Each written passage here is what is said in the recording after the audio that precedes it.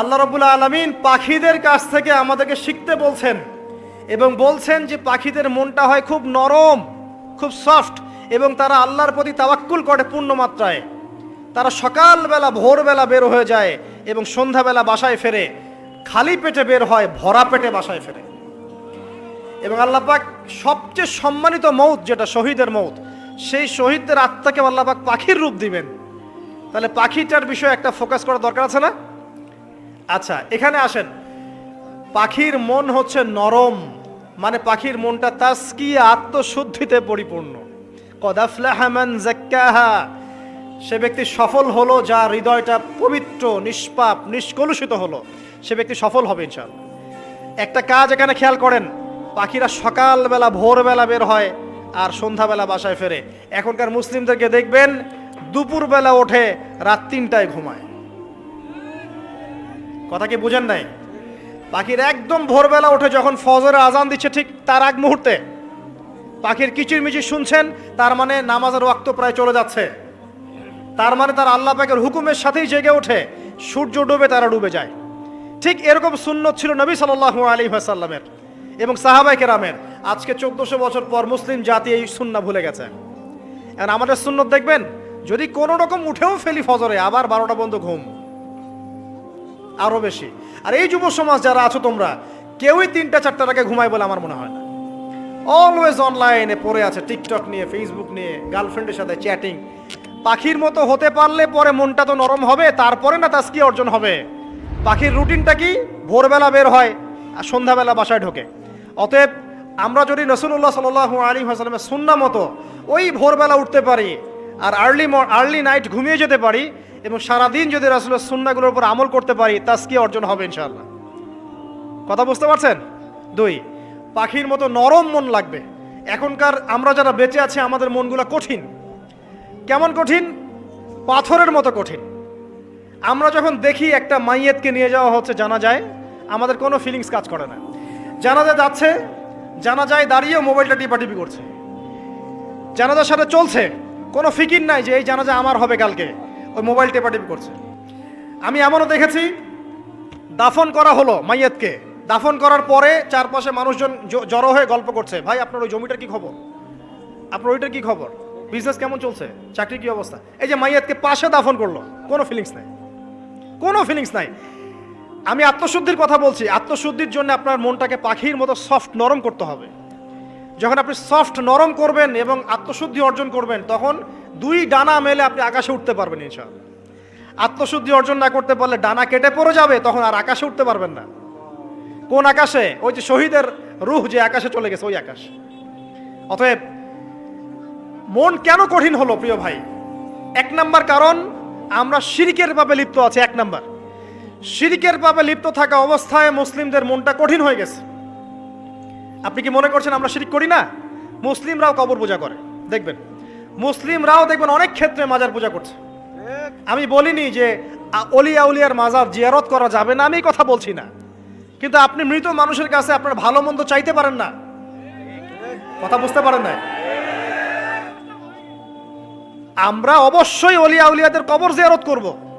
এটা আপনাকে মৃত্যুর কথা স্মরণ করাবে। তাদের একটা রব আছে, যেটাকে আমরা প্রভাব বলি, এটা আপনার মধ্যে আসবে। আমরা অবশ্যই জিয়ারত করব। জিয়ারত করতে বলেছেন নবী সাল্লাল্লাহু আলাইহি ওয়াসাল্লাম, কারণ এটা আপনাকে পরকালের কথা কি করবে? স্মরণ করাবে। ওমরা করতে যান, আল্লাহ পাক সবাইকে তৌফিক দান করুন ওমরা হজ করার এবং বড় হজ করার, আমি দোয়া করি।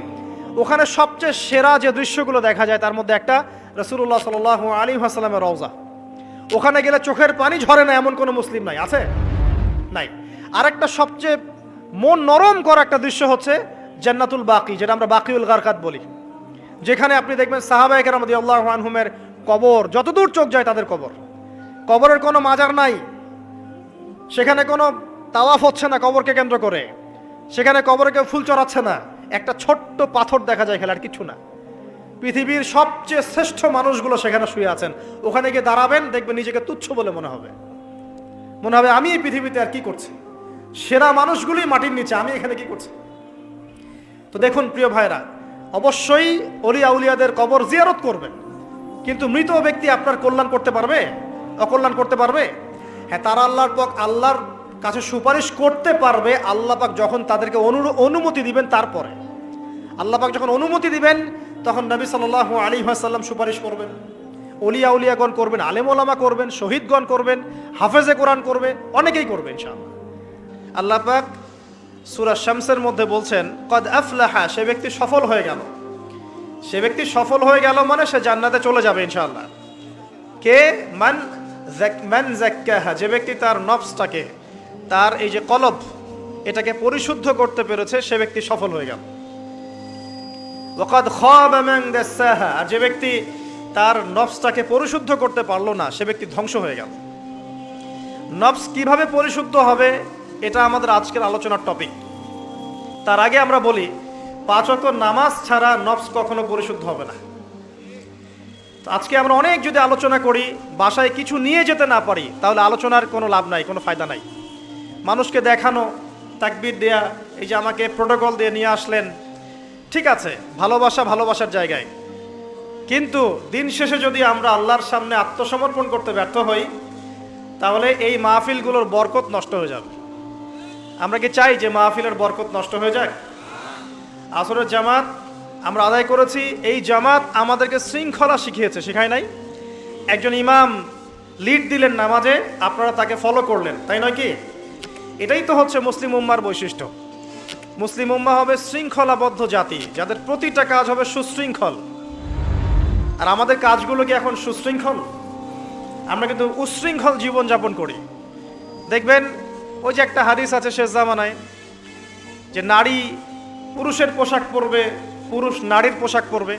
এই যে উশৃঙ্খলতা দেখেন না এখন শেষ জামানায়। আপনি দেখবেন এমন এক শ্রেণীর মেয়ে বের হয়েছে বাজারে, রাস্তাঘাটে, সমাজে, যারা কাপড় পরবে কিন্তু কাপড় পরেও নগ্ন থাকবে। এ কোনো হাদিস আমি বানিয়ে বলছি না, সবগুলো হাদিস সহিহ। এখন দলিল দিতে গেলে অনেক সময় চলে যাবে। তো উশৃঙ্খলতার যুগ, কাপড় পরে থাকাটা তাকওয়ার পোশাক, শালীনতা। আর এখনকার যুগটা চলছে কাপড় খোলার যুগ। কথা ঠিক না ঠিক বলেন? এখন মানুষ কাপড় খুলতে পারলে বেশি কমফোর্ট ফিল করে।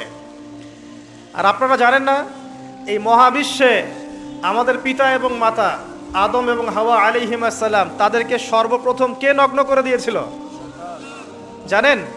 ফালাম্মা যাকাশ শাজারা, যখন আমাদের পিতা মাতা ওই গাছের কাছে চলে গেলেন। কোন গাছ? যেটা আল্লাহ পাক বলেছিলেন ফালা তাকরাবা হাযিহিশ শাজারা। ওই গাছের কাছে যখন তারা চলে গেলেন, তার ফল খেয়ে ফেললেন। বাদাত লাহুমা সাওআতিহিমা, তাদের এই যে পোশাকটা, এই পোশাকটা খুলে পড়ে গিয়েছিল এবং লজ্জাস্থান উন্মুক্ত হয়ে গিয়েছিল। তো সর্বপ্রথম আমাদের পিতামাতাকে নগ্ন করে দিয়েছিল কে? ইবলিস। এখন যারা মুসলিমদের গা থেকে কাপড় খুলে ফেলতে চাচ্ছে, এরা তাহলে কার অনুসারী? দলিল কি পেয়েছেন? বানিয়ে বলি নাই, সূরা আরাফ পড়েন, পেয়ে যাবেন ইনশাআল্লাহ।